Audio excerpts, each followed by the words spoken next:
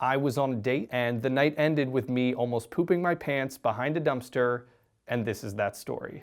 It's super important to keep in mind the amount of time we had been dating, less than a year, because that's very crucial in the understanding of this story. We weren't two people who had been in love forever, you know, tale as old as time. Song as old as rock.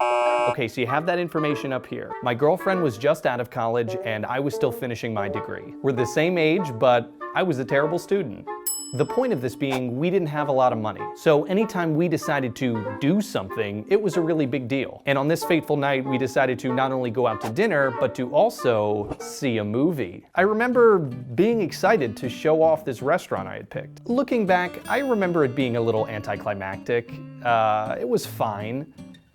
I had scallops. The restaurant was in a suburb of Philadelphia where we both grew up, but the movie we were seeing that night was only showing at an artsy movie theater downtown. We're cultured as fuck. We hop in the car after dinner and drive to Center City. I can even tell you exactly what movie we saw. It was Mike Birbiglia's Sleepwalk with Me. They have a whole section now for your sister's engagement party cards. We're downtown, we park in a garage, we get our tickets, and you know we're hopping in that concessions line. Usually I'm a simple man, a candy and a soda guy.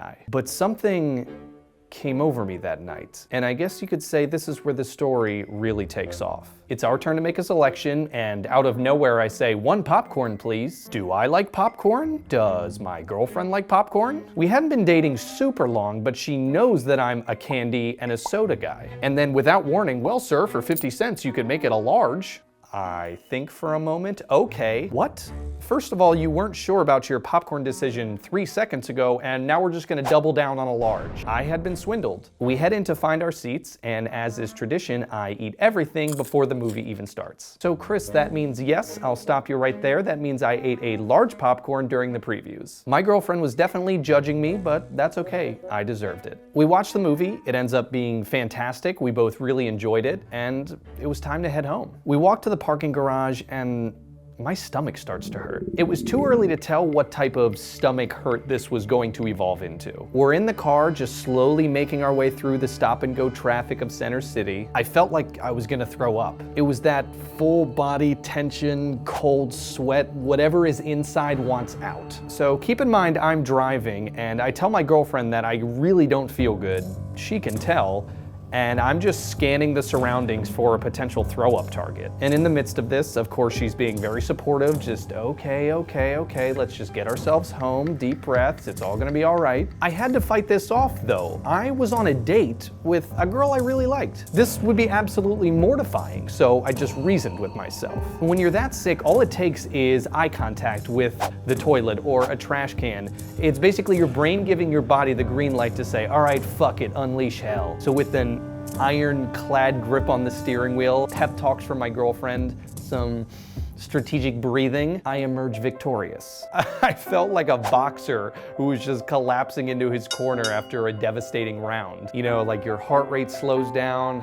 Okay, I've bought myself some time. It was a short, maybe 25-minute drive home. And then this evil force in my body just changed direction. Okay, tough guy, you're not letting me out this direction? Well, I'm headed south. No.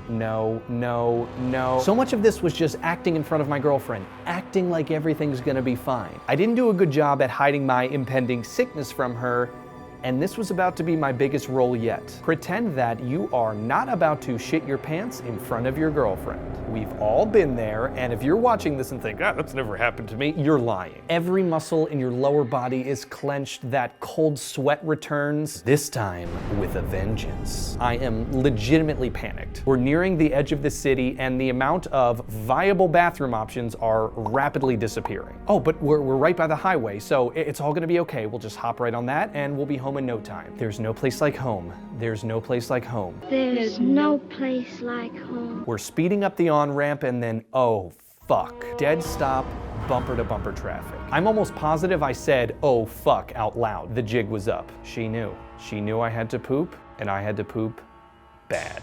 She just calmly looks at me and goes, do you have to poop? Any other place and time, I would have thought long and hard about this answer, but I was in too deep. I didn't have a choice. Yep, I do. Now we were in this together as a couple.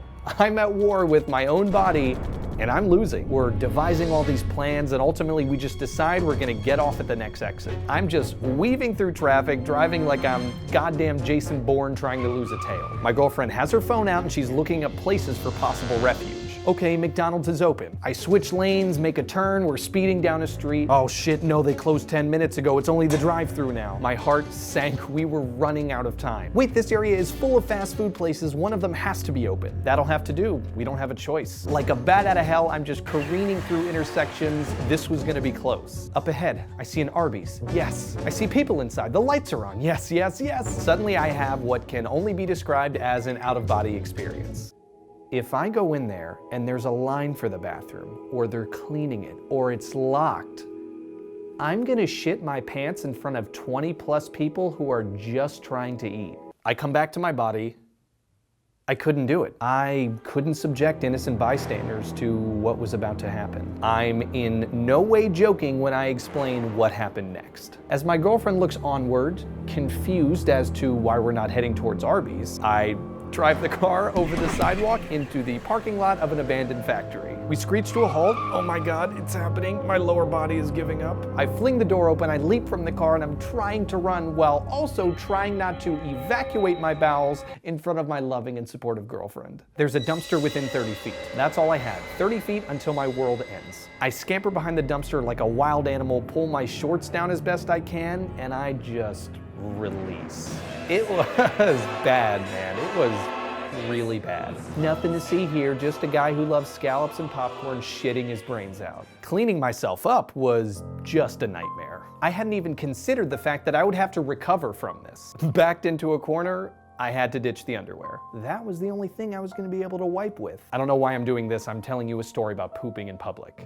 In order to get to the underwear, the shorts have to come off first, then the underwear, shoes stay on. Completely naked from the waist down, standing over top of just a horrific mess. In the midst of this low point in my life, I hear laughter. It's soft, but I hear it. I peek over the top of the dumpster, and the laughter is coming from my girlfriend in the car. Up until that second, I had completely forgotten she was witnessing this. She is losing her mind laughing. Now, maybe this would have made some people feel worse, having a person you care about watch you soil yourself, but honestly, her laughter was a little comforting. We were in this together. I pull my pants up after cleaning myself up as best I can. Going commando, of course, that underwear is long gone. I come back to the car, which is still running, by the way. You smell bad, she says. I know, okay? Not helping.